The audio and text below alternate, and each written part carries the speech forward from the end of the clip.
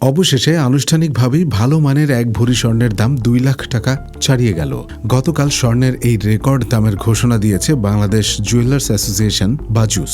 আজ 7 সেপ্টেম্বর থেকেই কার্যকর হবে স্বর্ণের এই নতুন দাম।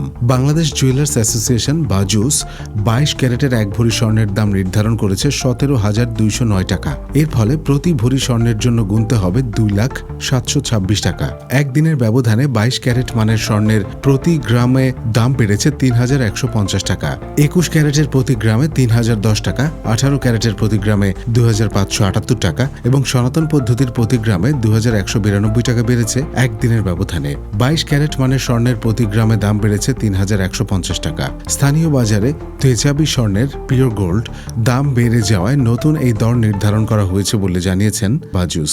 এর আগে 5 অক্টোবরও এক দফা স্বর্ণের দাম বাড়ানো হয়েছিল।